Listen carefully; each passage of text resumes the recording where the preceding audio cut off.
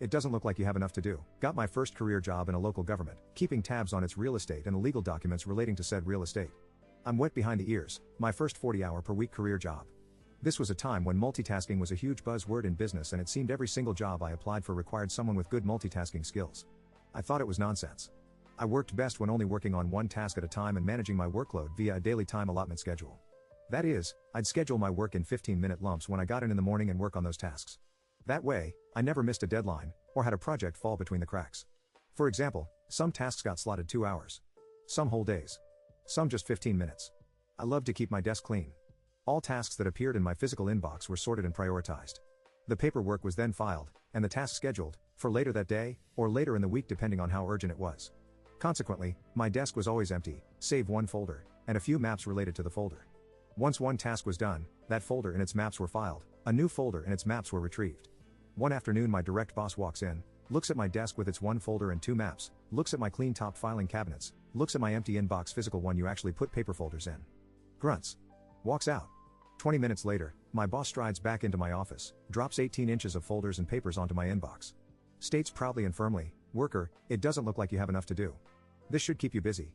He smiled and strutted back to his cluttered office. It was busy work. 3 weeks of mind-numbing, paperwork. Nothing outside of my work description. Just more like duplicate files, old contracts, unorganized paperwork, and/or outdated maps. In dealing with the dump's aftermath, I learned my lesson. While doing my actual job was important, it was equally important that hard work appear to be happening, so I could do my actual job.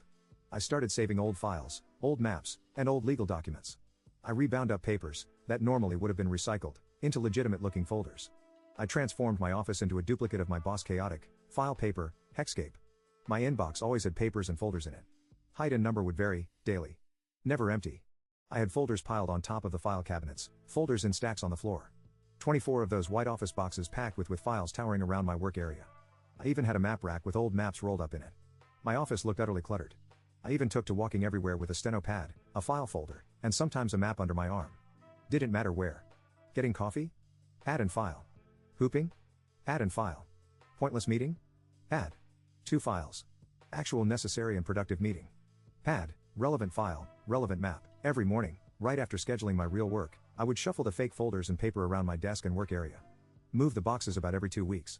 But in all that visual chaos I kept one area of my desk clean, where the real work happened. One day, my boss peeked into my office, the door bumping into a stack of 3 full, white boxes placed behind it preventing it from fully opening. A single file fell off the top, spilling its guts all over the floor. He looked around, paused at the mess he just made, then, sorry about that. What you working on? I rattled off 3 of the highest priority properties on the current week schedule and the tasks for each. Alright, I'll give this to someone else, and walked on down the hall. I'd already completed those tasks.